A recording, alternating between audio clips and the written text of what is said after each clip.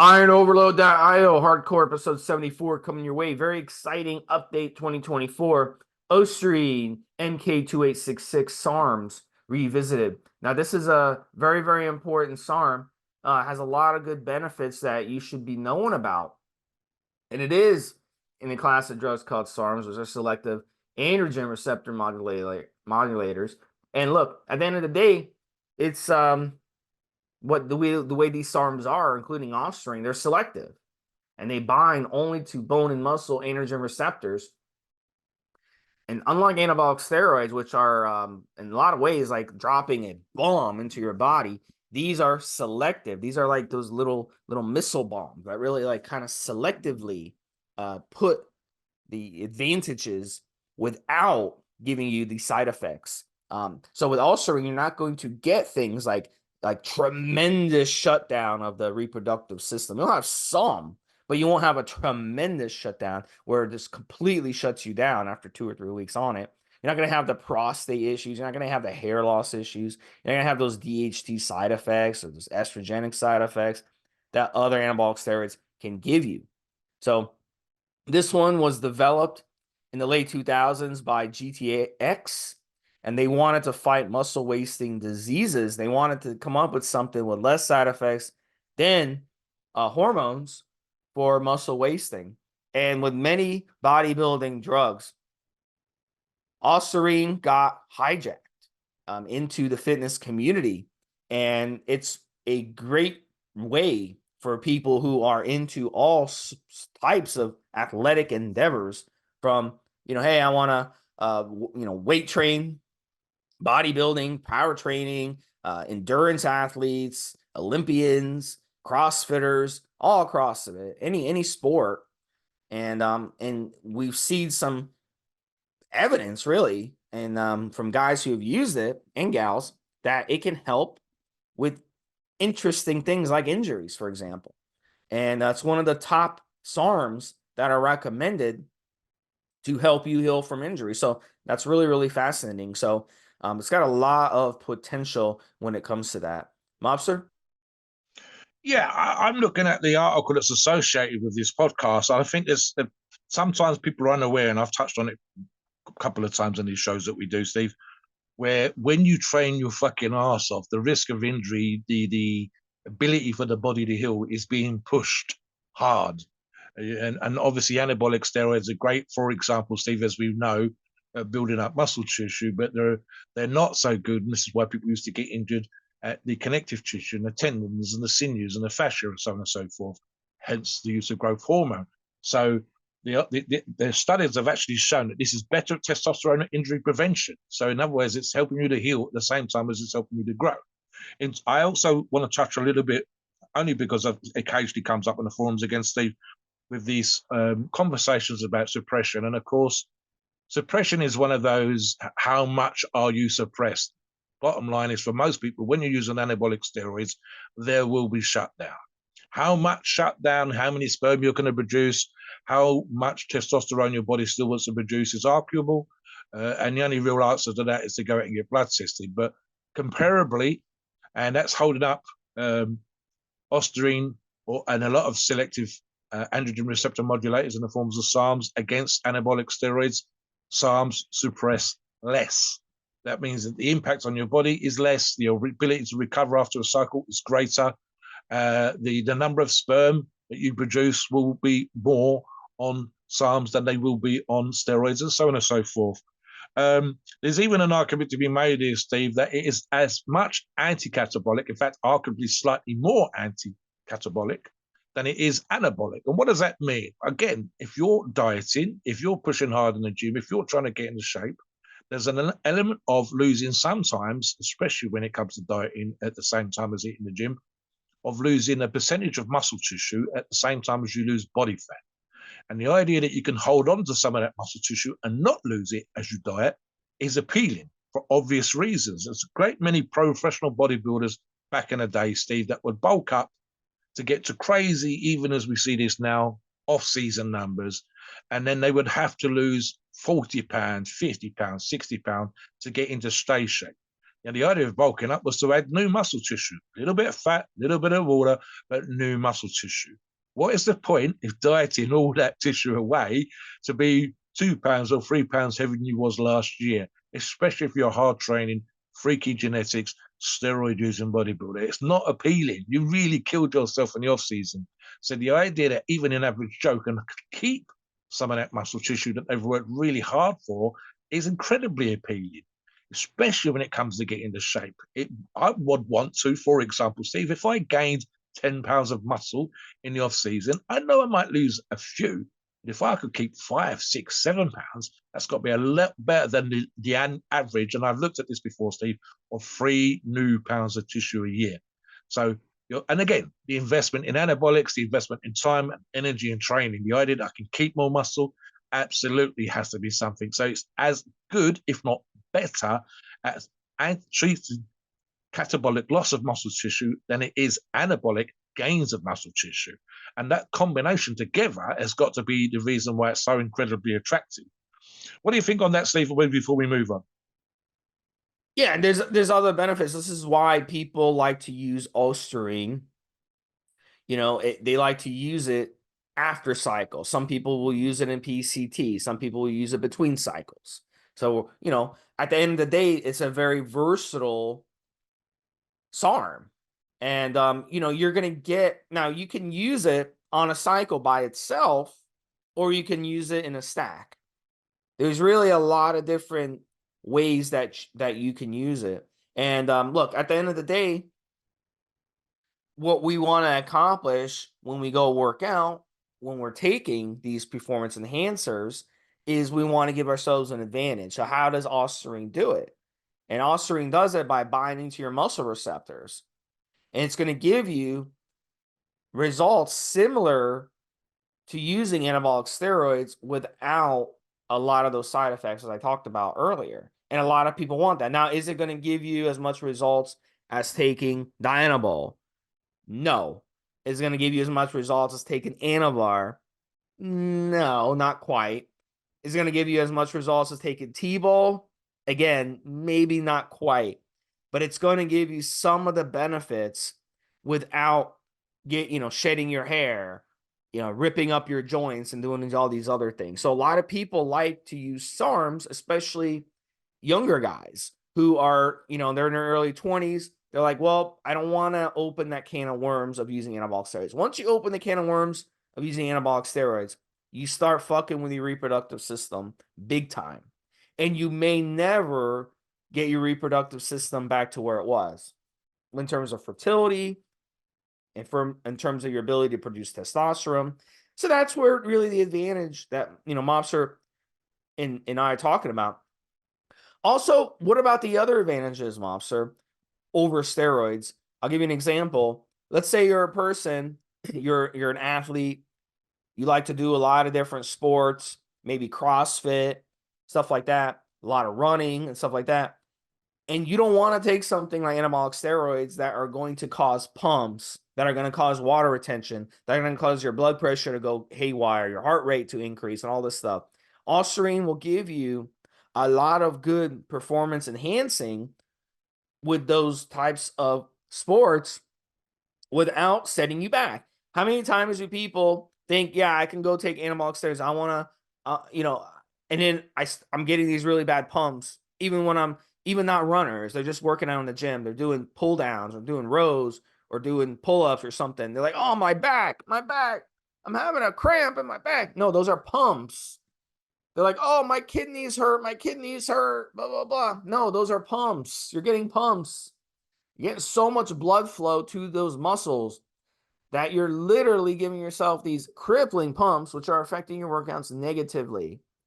So with Ostarine, you don't have to worry about those pumps. You don't have to worry about getting, setting yourself back in the weight room. I've trained before with Dianabol, and I tried to do some post-workout cardio, and I literally got off the treadmill and got on the floor and had to lay there for 10 minutes like an idiot in the gym in front of everybody because my calves were so blown up from the pumps that I couldn't even walk.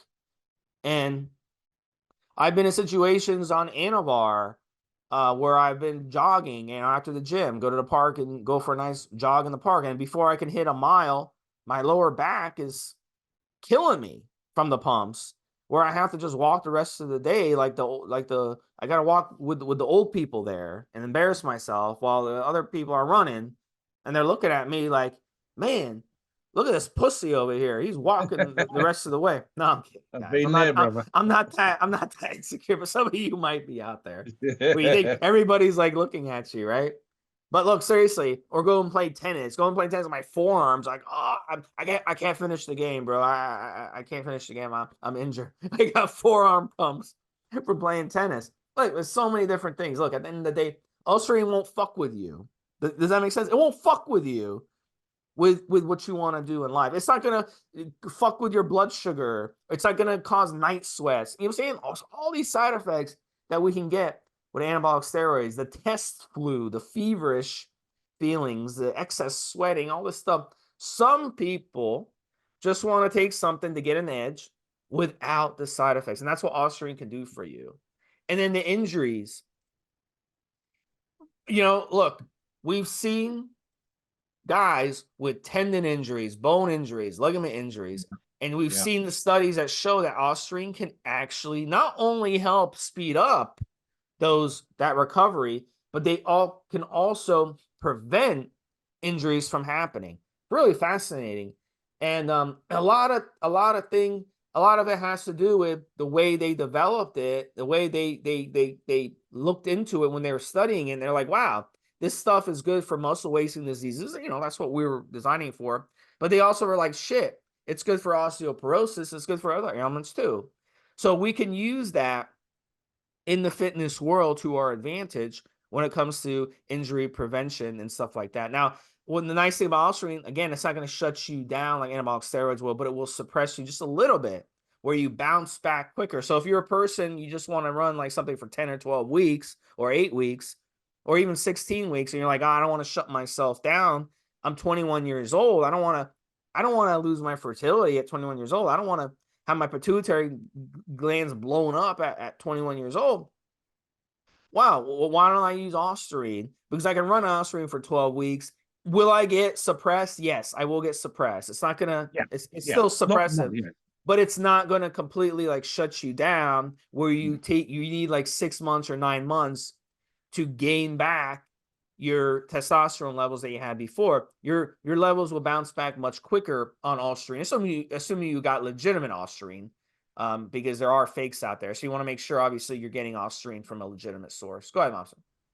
Yeah, I mean, it occurs to me on two things here, Steve. One is the reason why certain medications were developed, and hopefully this doesn't apply to any of the listeners, but there are occasions where certain medical conditions occur and the medications given to you, for example, a full body burn, Steve, or even just a really bad third-degree burn or cancer, and certain other medical situations that you don't want any of the listeners to ever have to deal with or be involved with or have themselves, okay? And sometimes the medication that's given to you needs another medication to negate the side effects of the medication they're giving you for the condition, the situation you find yourself in. So what are they looking for when they develop SARMS? They're looking for something that can treat, for example, be incredibly anti-catabolic. If you're just laying there in bed, dealing with the medical issue and your muscles are wasting away, this is keeping muscle tissue on you, which in fact helps you fight the medical condition. It helps you recover quicker when you get out of bed and are able to walk around and you're recovered from the injury or the condition, and so on and so forth, and without the side effects. And once you understand the reasons why it was developed and what it was meant to replace, and so on and so forth, you can then start to say, hang on, if I'm killing it in the gym, that's not a third-degree burn, that's not cancer, it's less, but it's still stress. And if I can handle the stress better, my body will grow. I will recover better. Another thing, Steve, which is kind of cool, is it causes next to no, I'm actually going to say no, estrogen issues. What do we mean by that? I'll just say 2 words, Steve: bitch tits, gyno, whatever you like. And the reality is certain anabolic steroids, majority, in fact, arguably, is that you end up having to use an AI. It's worse if you've got a high degree of body fat. It's worse if you're sensitive to certain steroids and you're estrogen sensitive, and so on and so forth, whether that be bloat, whether that be boobs, man boobs, whatever. And so, again, using SARMS like Ostarine, you're looking at something that doesn't make that happen. It's not causing such a, with the various feedback mechanisms, some of these which are not completely understood, and you end up, and again, you just might be the person that's prone to that anyway. The body fat might be not quite what you think it is, in fact, slightly higher, and so on and so forth. And how many times do we see people discussing steroid cycles, PED cycles, and you're like, where's the AI? Oh, I've got it on hand. Don't wait till you see science, guys. Have something there at the beginning. But with some SARMs like Ostarine, it doesn't cause that. There is no feedback. There is no mechanism that we don't understand because we haven't had examples of people saying, I took Ostarine and I got boobs. Because unless it's a fake SARM and it isn't what it says in the tin, we haven't seen examples of this occurring. So I think it's fairly safe to say, Steve, that that's one of the great advantages for it. What do you think on diosidine and cycling? So Ostarine, look, if you're going to run it by itself, I'd recommend anywhere from 25 to 50 milligrams per day. And I can remember for years, people were saying use it 25 milligrams. And then in the past few years, again, this is an updated podcast, we see more people running it a little higher, going 50. And so Ostarine really, it's cheap. You can get really good results just on 25 milligrams, and it's a cheap SARM to use, one of the cheapest ones out there, because if you're going to run 25 milligrams, each bottle would last you 8 weeks, you see. So it's not an expensive one to use at all. So I've seen people who have gone, even 12 and a half milligrams. So if you're a female, you probably want to go, I always tell females run about half the dose. So if you're a female, you can go 12 and a half milligrams to get really, really good results. So now Ostarine is going to be much more effective stacked, obviously, because you're running more stuff. So what can you stack with Ostarine? If you're looking for like general athleticism, better everything, GW would be a great one. You could stack 20 milligrams a day of GW with the Ostarine, and that would be a good effect. So you're getting the fat loss benefits and the endurance benefits of the GW along with the Ostarine. If you want to go more bulking, you could stack LGD or RAD, 10, 15 milligrams of each. And at the end of the day, too, if you wanted to go more of a healing stack, something for injury help and also preventing injuries, you could go with Nutribol. You could stack in 15 to 25 milligrams a day of Nutribol, and which is MK-677. So these are both the MKs that we know among SARMs that are the most popular ones. The Ostarine MK-2866 and then the Nutribol MK-677. And the Nutribol is nothing like the Ostarine, even though they're both MKs. Nutribol actually isn't a SARM. It basically acts like human growth hormone in the body. It's a human growth hormone secret to Togu, if I'm pronouncing that. Trying to pronounce that one. And it basically gives you the effects. It's going to cause a rise in ghrelin in the body. It's going to cause you to have a rise in appetite. So it does a lot of things. So if you're prone to appetite issues where you don't want the appetite, I would take the Nutribol before bed. You can take the Ostarine anytime. Go ahead and take the Nutribol before bed. If you don't mind the appetite, you can take the Nutribol early in the day. So these two together would be really, really good, for injury repair or injury prevention. So if you're dealing with some nagging injuries, and you could go ahead and run these two together. And Nutribol being not a SARM, not a hormone at all, you can be a little more flexible with it, where you run it every other day or every 3 days or for 5 days and take 2 days off. There's different ways you can run Nutribol with it. So, those are the most popular ways we've seen Ostarine run for cycles. Now, in terms of PCT, some people like to use Ostarine and PCT. It's a little more aggressive of PCT. Now, some people say, well, you can run a little bit of Ostarine and PCT. It's not going to cause you any suppression. It's not going to affect recovery. Yeah. See, I don't know. I don't know about that. I don't know about that. I've seen both sides. Yeah. I've seen it said, but I'm going to argue with that, Steve. I think you're kind of leaning towards arguing with it as well, just because of the hesitation that you had just then. Look, guys, I see some people saying that, but then we know just how popular bridging and cruising is, and so on and so forth. So these people aren't bridging, they're not cruising, but they kind of are. So, well, I'm going to use something which is minimally suppressive. And we say, look, for me, this is simple. It's black and white. Either the lights on or the lights off. Switch up, switch down, whatever you want to call it. If you're using something that is suppressive, a steroid stack, and you come to the end of your steroid stack, and the freak out of I don't want to lose muscle tissue. Hey, Ostarine's anti-catabolic, so that's going to help me hold on to muscle tissue. I'm going to be healing while I'm on Ostarine. That's going to help as well. But it's minimally suppressive. Yeah, no. Mum's like, can't have the light, or the light isn't half on, half off. It's either on or it's off. It's arguable as the amount of suppression, but that applies to steroids. Some are worse than others. Same thing applies to SARMS. My thing would be either call it cruising and bridging, or don't use a anabolic, even a mild anabolic, even a selective anabolic in a PCT. I can't see how it's one thing or the other, Steve. If it's still suppressive, and the bottom line for that would be, although it's not as suppressive as a steroid, it's still going to affect how long it takes you to fully recover. And again, there's always going to be a percentage of people that want to stay on. There's always going to be a percentage of people that want to cruise or blast or whatever the hell. So, we talk to those people, we discuss these options. But my thing would be, and we try to give the best possible advice, opinions, scientific data that we can when we do these shows, would be to say, no, do not. Simple as that. By all means, and here's something I've suggested, Steve, and I think this is a much, much better option in my mind. Do a anabolic cycle, anabolic steroids, performance enhancing drugs, call it what you will.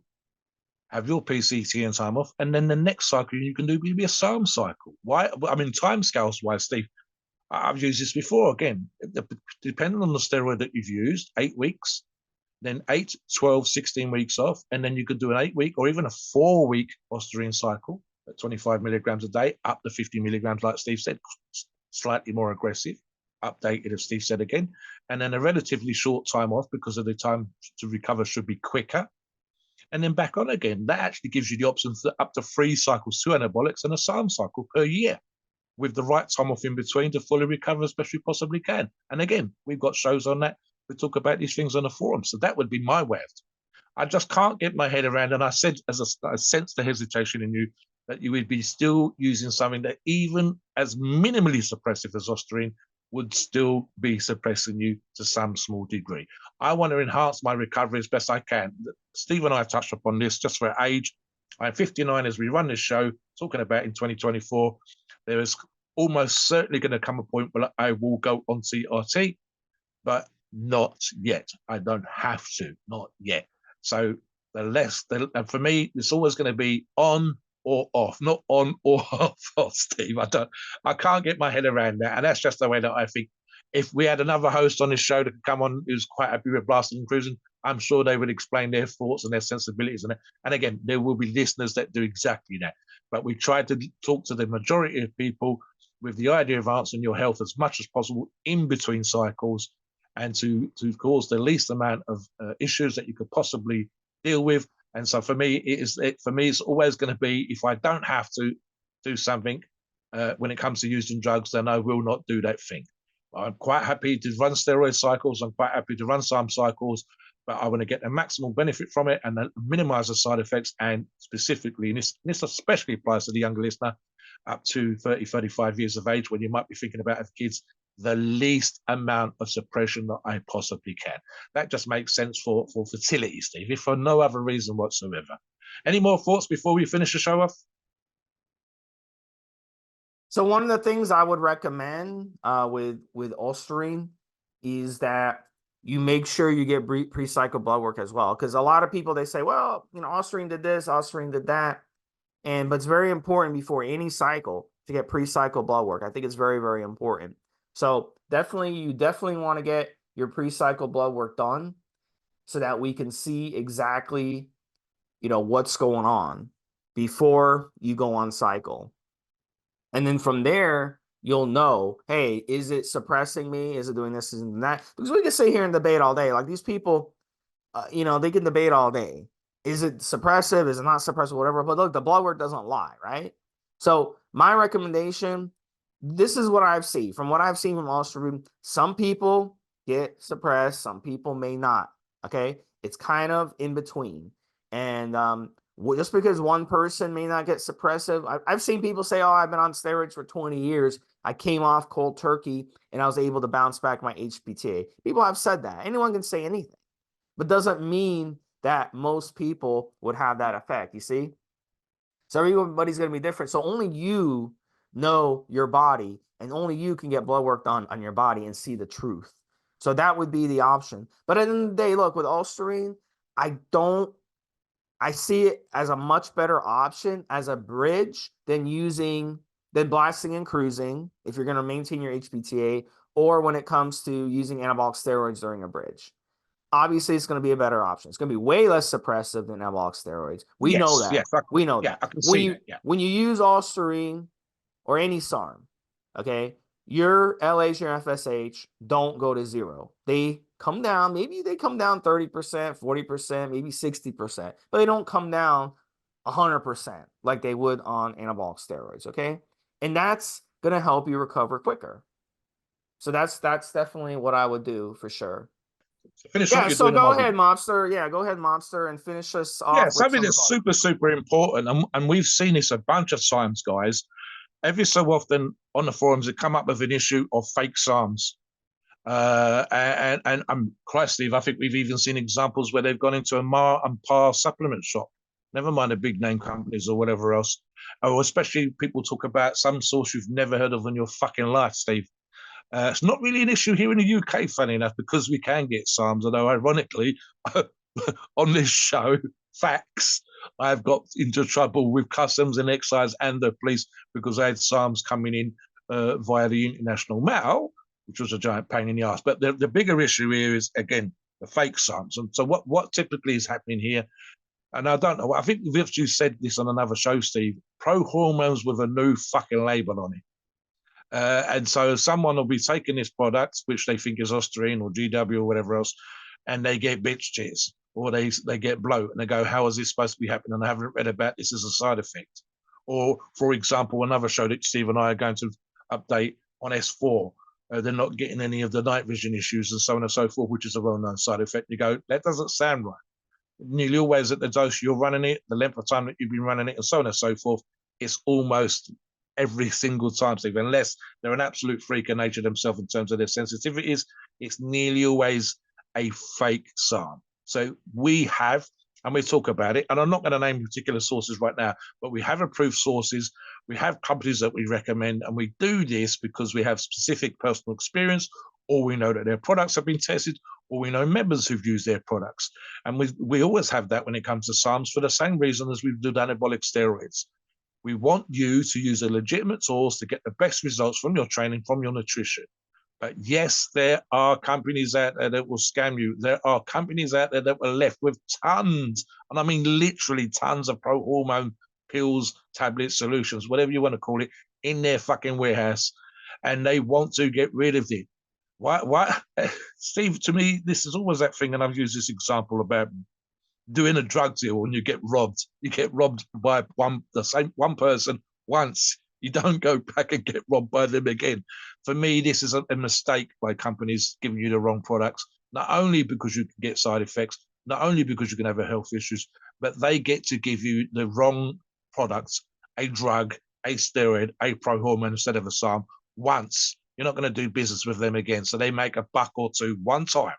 Whereas legitimate sources, approved sources, trusted sources get to do business with you for a long time, multiple sales, and you're going to recommend the products to those buddies of yours that are in the know, that are looking to do SARMs. I use this company, it was a great product, it works, I lost weight, I gained muscle, my skin looks amazing, all my injuries have healed up. You're going to tell your buddies, you're going to tell at least your best buddy. You're going to recommend companies like that. And we want, as just doing this show, Steve, we want you to have great results. We want you to feel good. We want your injuries to heal up. We want you to be able to go down and gym it to kill it. And we want you to go out there, recommend what you've done, how you've done it, and all that kind of fucking great stuff, Steve. It just makes sense to me. So yeah, make sure to use a legit, approved, trusted source. Come onto the forums, check it out. We've got places that we can send you to. We've got company names that we can talk about. And we've even, and in the case of a couple of these SARMs, just myself and Steve, specific SARM companies, products, etc., that we've used ourselves and got great results from. Please note, we are not doctors and opinions. Ours is our view and based on our experience and views on the topic. A podcast are for informational purposes and entertainment only. The freedom of speech and the First Amendment applies.